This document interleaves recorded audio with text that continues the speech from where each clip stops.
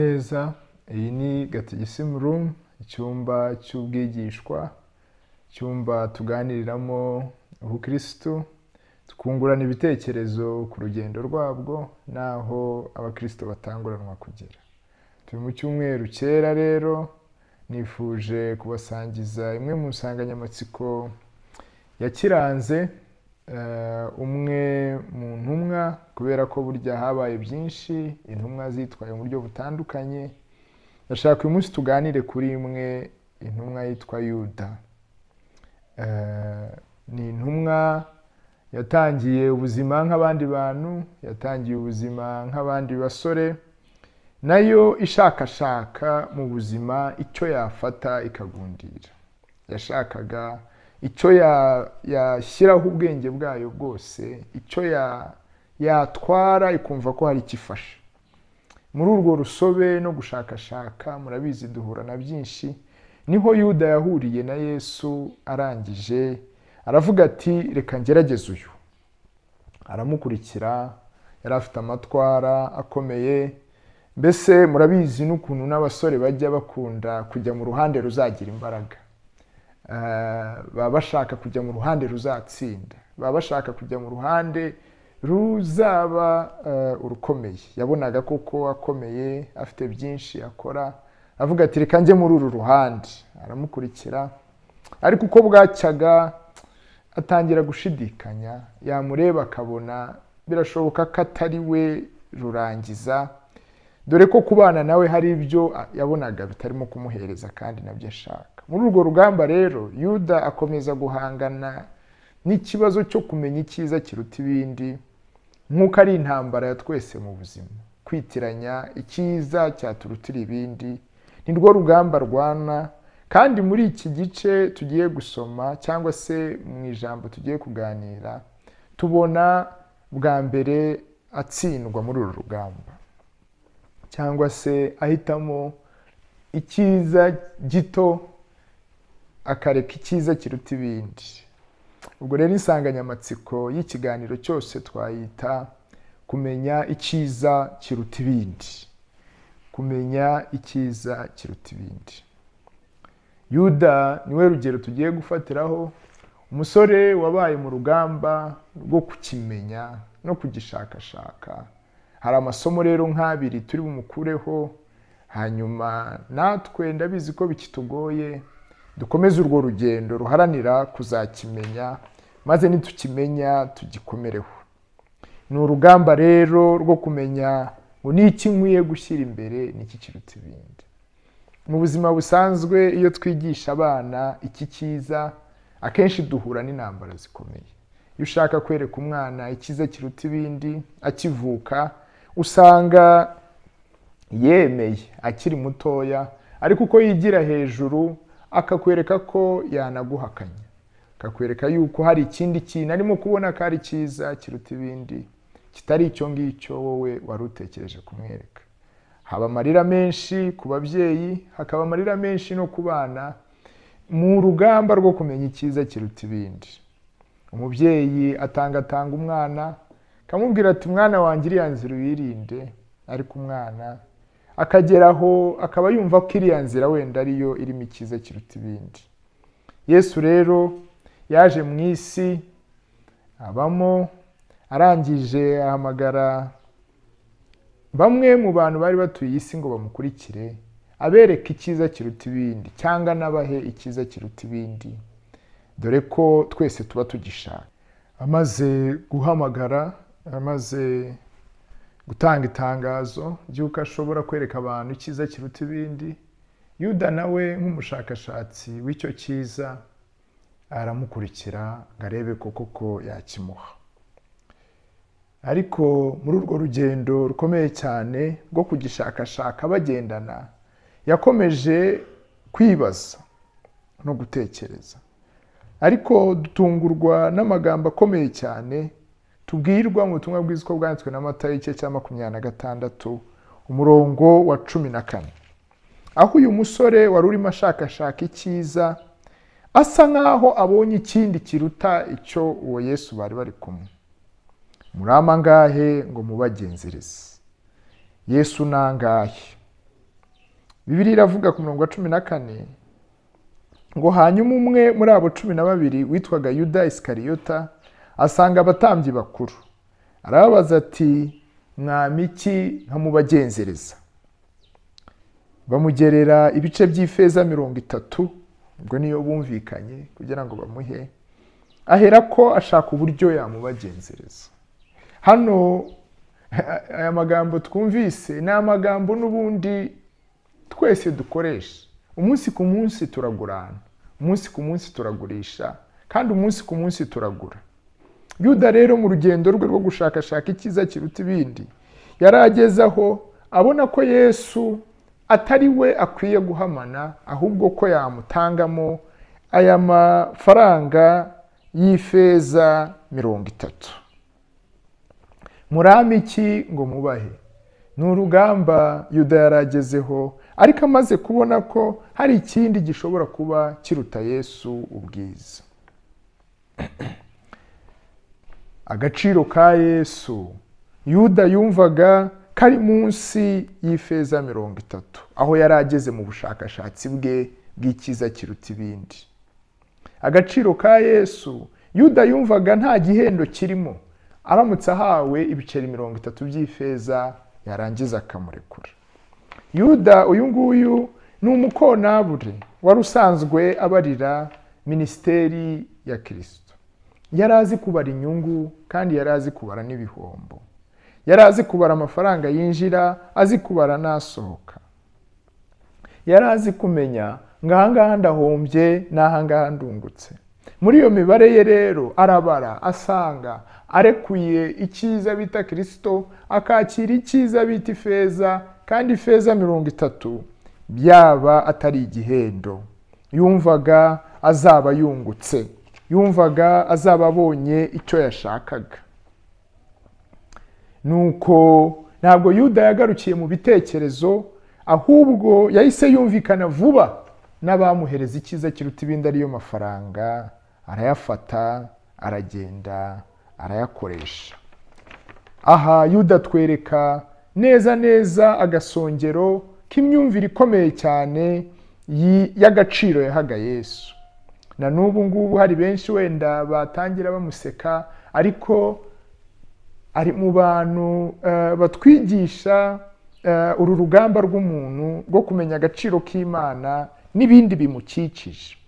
Yuda rero uko ubuzima bwakomeje, Bibiliya itwereka yuko yabyemeye akakira amafaranga maze akarekura uwo Yesu. Aramurekura, yakira amafaranga. Murabizi mwese, iyo utari wafata icyo ushaka kuguranisha, uba ubona ari cyo ushaka gusa, uba ubona gisa neza, uba ubona uri bunyurwa ari uko ugikozeho, uba wumva mbese atari wowe uri buruhuke ubonye icyo ushaka. Uru rugamba twese turuhoraho, ariko burya ngo wambaye ikirezi ntamenya ko kera. Iyo tubonye indege zizamuka, tukabona abantu bafite imifuka ibyimbye kuri konte, tukabona abantu bambaye neza, hari igihe twifuza kuba twatwara ibyo bafite, tukabaha icyo dufite, kubera ko tutafashe umwanya wo gutekereza ku gaciro k'icyiza twari twarabonye. Uyu Yuda abantu bashobora kumuseka, ariko ntago yemeye ifeza imwe ngo atange Yesu, nta nubwo yemeye ifeza 2 ngo atange Yesu, nta nubwo yemeye 3. Bigaragara ko ari umusore wakiririkanyaga, ashakashaka inzira y'ubuzima, ashaka icyiza kiruta ibindi. Ifeza imwe ntago ihwanye na Yesu, ifeza 2 ntago zihwanye na Yesu, ifeza 10 ntago zihwanye na Yesu, ifeza 20 ntago zihwanye na Yesu, 29 ntago zihwanye na Yesu, ariko 30 muzime ndabaha Yesu. Bivuze ko yari afite ukuntu yahaga Yesu agaciro, ariko yari abonye ko hari ikimurusha agaciro bita ifeza. Ariko bavandimwe, mwibuke insanganyamatsiko yacu ko igira iti tumenye icyiza kiruta ibindi. Yuda ngo amare gutanga ya mafaranga, amare gutanga no kwemera gukora diru yo kwica Yesu ngo bamukure mu buzima, yaragiye atahana amafaranga. Atahanye amafaranga, Bibiliya iratubwira mu gice cya 27 ku murongo wa 3, igice cya 27 ku murongo wa 3 n'ubundi butumwa bwizwe bwanditswe na Matayo, ngo Yuda wamugambaniye abonye ko urubanza rutsinze Yesu aricuza, asubiza abatambyi bakuru n'abakuru bya bice by'ifeza 30 ati, Yuda ubwo afashe ya mafaranga bari bamuhaye ubwo yatangaga Yesu, arayafata gutya arayareba, arangije ngo aragenda yasubiza abatambyi, niko birimo kutubwira. Ngaravuga ngo nakoze icyaha cyangwa se nakoze ikibi, nakoze ikintu kitari cyo, kuko nagambaniye amaraso atariho urubanza. Baramusubiza bati, biramaze, ni ibyawe. Ifeza azijugunya mu rusengero aho bari bararasohoka, aragenda arimanika. Mwibuke ko twavuze ko dushaka kwifashisha Yuda ngo tuganire ku cyiza kiruta ibindi. Bavandimwe, turimo turabona ko Yuda amaze gukora iri gurana ryo yumvaga rishimishije. Murayaza aya magurana tujya tuyakora, ugafata ikintu ukavuga uti kabisa ndahamije isoko ndyitwayemo neza, ntanze Kristo ariko ntahanye inzu, ntanze Kristo ariko ntahanye umugabo, ntanze Kristo ariko ntahanye diplome, nihakanye ubusabane bwanjye na Yesu ariko ntahanye amafaranga. Tujya tugira ibyo bihe tugataha dufite umunezero uteye ubwoba, wumva ko twabigenje neza ubwo twarekuye Yesu tugatwara ibindi. Ariko Bibiliya iratwereka ngo Yuda amaze kugera imuhira ntago ariko yakomeje kwishima, ngo ahubwo ageze imuhira umutima waramuriye. Ageze imuhira yumva yakoze ikintu kitari cyiza, yumva yakoze ikintu kibi, yumva yahenzwe. Areba mu kiganza, areba ayo mafaranga 30, hanyuma areba no mu kiganza kindi, yibuka uburyo Yesu yari amubereye, yibuka ibyiza byose yamuboneragaho, areba uburyo byose abibuze, areba uburyo amafaranga atabikora byose. Nuko arangije afata amafaranga asubira aho yagurishirije umwami Yesu. Agezeyo ngo abahe igitekerezo cy'uko yabasubiza icyiza icyo bamuhaye, kugira ngo bamusubize icyiza atekereza ko kiruta amafaranga, baramuhakanira. Aha rero tuhatinze gatoya, Yuda aratwereka urugero rwiza rwo kongera kwibaza ku cyiza kiruta ibindi. Ni umuntu watwigisha uru rugamba rwo kureba n'iki kiruta ibindi. Murabizi ko natwe ubuzima bwacu bwenda gusa nk'ubwe, tuva ku isoko tujyayo, tugura dusubirayo, kugira ngo turebe ko twamenya icyiza kiruta ibindi. Yuda asanga yahenzwe, Yuda asanga Yesu yamugurishije make, Yuda asanga bamuhenze kumuha ifeza ngo atange Yesu. Ariko mbere ntiyari yabibonye, yabonaga ubuzima akareba ifeza akumva nizo akeneye. Yaguye muri cya gishuko n'ubundi Eva na Adamu baguyemo cyo gukunda imbuto, bakumva ko ariyo cyiza kiruta umurima bahawe n'Imana. Yuda ngo ajye kureba, asanga kurekura Yesu byamugize inyamaswa, none isigaye igambanira n'abatariho urubanza. Yuda ngo yisuzume, asanga kurekura Yesu byakuye icyerekezo mu buzima n'icyanga cyabwo, ubuzima arumva atakibushaka. Yuda ngo yirebe, asanga wa munezero muke yagiraga amufite ntawe agifite, kandi afite ifeza 30 mu kiganza cye. Yuda ntabwo ibi byose babitwereka, ariko mba nagerageje kwinjira mu bitekerezo bya Yuda. Ikintu cyamuteye gusiga agurishije, yagera mu rugo akavayo, akagaruka agasubira aho yaguriye kugira ngo asubizeyo ibyo bamugurishije.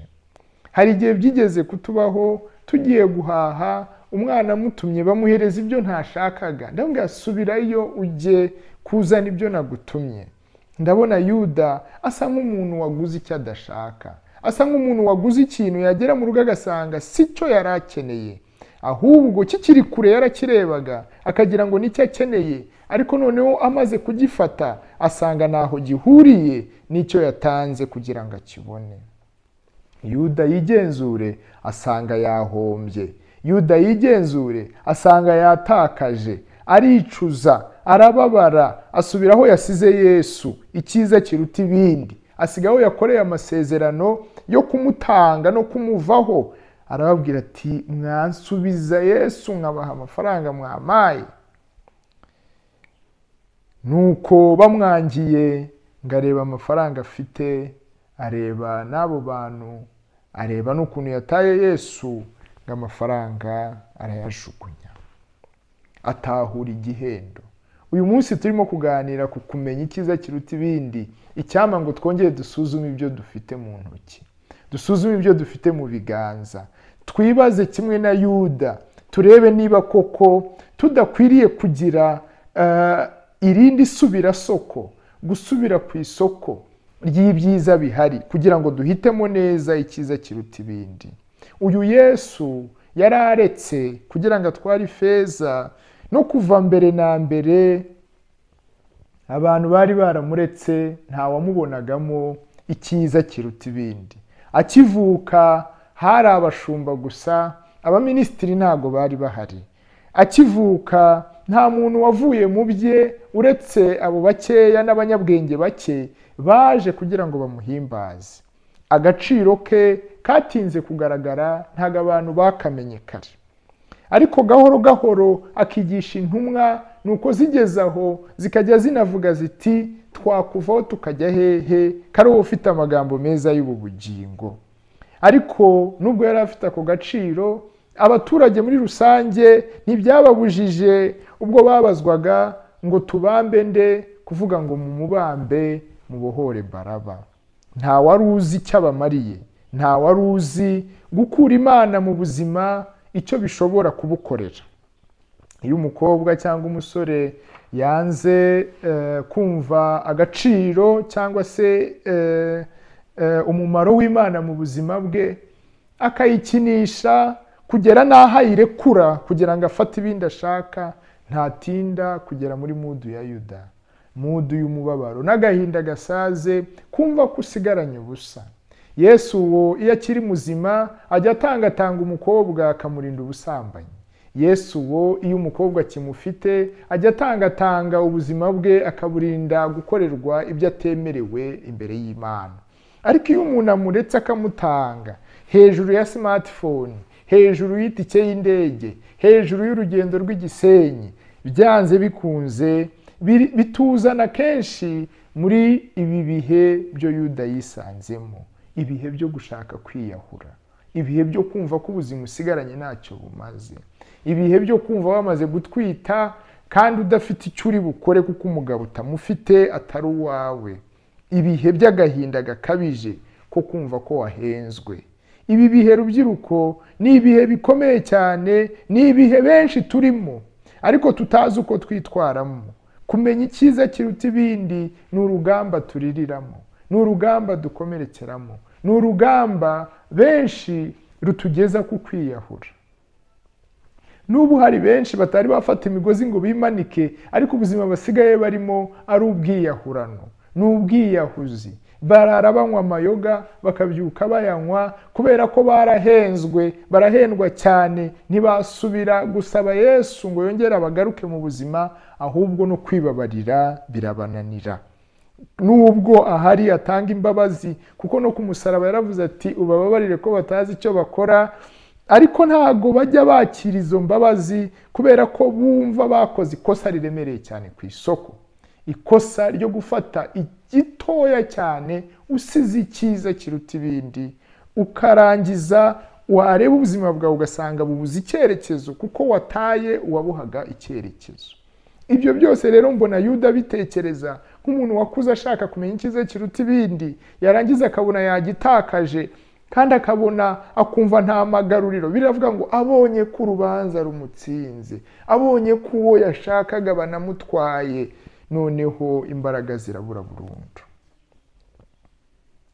Iyo turebye natwe tunyura muri uru rugamba, ariko Yuda ari ikintu yadufasha, hari ikintu yadufasha ngo amaze kubona ko yahenzwe, ko yakoze ikosa ku isoko, asubira kuri iryo soko, agera yarabinginga abwira ati mufate ibintu byanyu mumereze icyo nabahaye.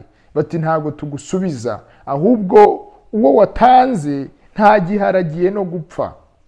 Nuko ngo Yuda yitekerezaho, yicuza, yitekerejeho, areba uburyo agaciro ka Yesu karuta ibyo yasigaranye. Uwo mwanya aragenda arimanika.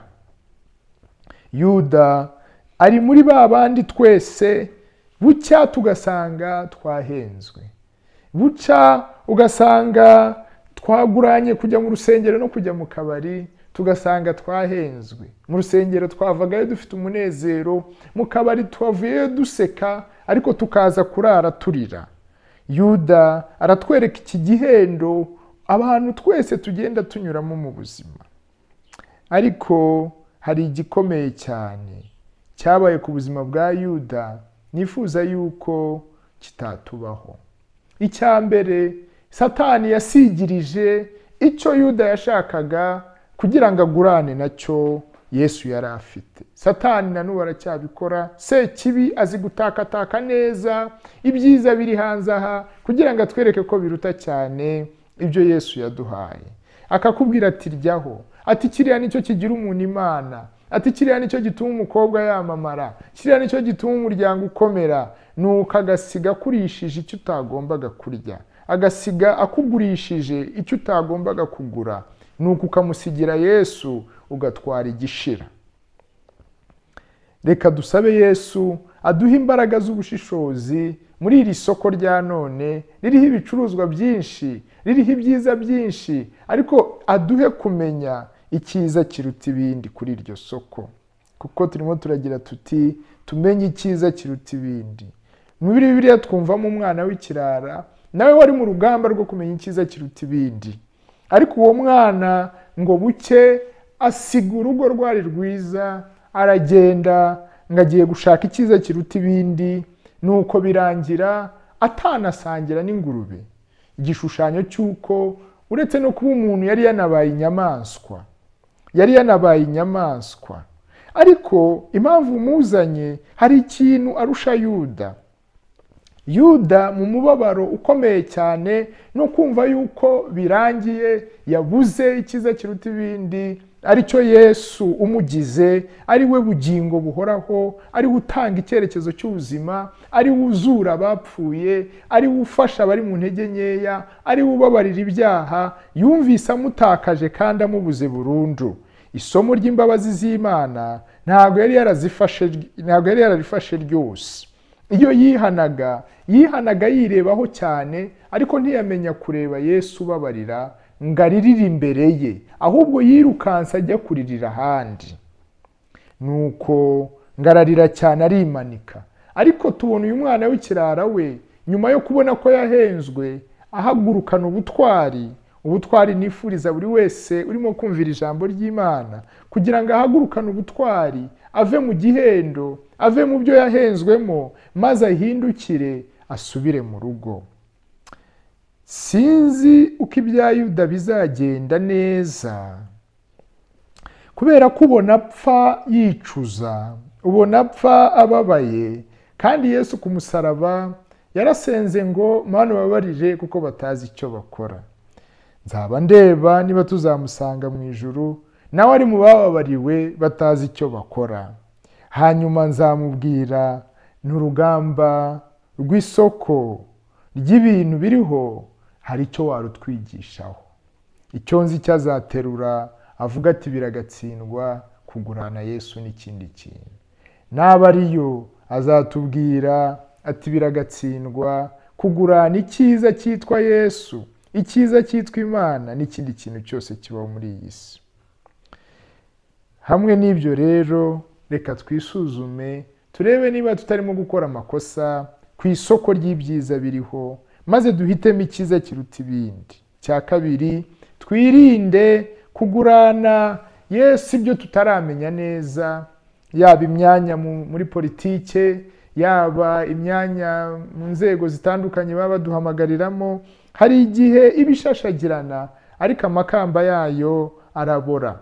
Ikamba ritangirika niryo twambara kandi tuzambara ubuziraherezo. Reka mbasabe kandi ibyaha bidutandukanya na Yesu nubwo Satani yabisigiriza, twige kuvuga oya, turwane tunaharanire kumenya icyiza kiruta ibindi kandi tugiye ubuzima bwacu. Mu Baroma igice cya 6 turabwirwa ngo ubwanyu mubitekerezeho namwe, ni ikihe cyiza mwungutse ubwo mwagenderaga muri ziriya ngeso mbi mwari murimo. Bavandimwe, uwakwicara agatekereza ibyo arimo yirukankira kandi hari n'ikisa cyiza twahawe aricyo Yesu, ngira ngo byadutera kwicuza. Ariko mureke twicuze neza, kimwe na Yuda twige kujugunya ibyo twaguranye Yesu kandi batanganya agaciro. Twige kumenya icyo gihendo, ariko kandi muri iryo pfunwe twige kwibuka impuhwe z'Imana. Imana ibahereze umugisha kandi dufashe twese barimo barwana urugamba rwo kugira ngo bamenye icyiza kiruta ibindi, n'abandi bose barimo barukomerekeramo. Ndasaba Imana ngo ibafashe mutazapfa mutarakimenya. Imana ibongera iminsi y'ubushakashatsi. Imana ibafashe kugira ngo ubushakashatsi bwanyu burangire mugifite ubuzima. Ariko Kristo niwe cyiza kiruta ibindi, icyakora ntawe umuhatira umuntu, buri wese atumiwe mu bushakashatsi bwe, yagitahura natwe akazaturangira. Igihugu kitamuzi kimugurana n'inganda z'Abashinwa, kimugurana n'amafaranga y'Abarusiya cyangwa Abanyamerika. Umuryango utamuzi umugurana n'ibindi byose. Ariko twese nidutinda kubona ko twahenzwe, gusiga uwubaka imitima ni ukutubaka burundu. Imana ibahe umugisha.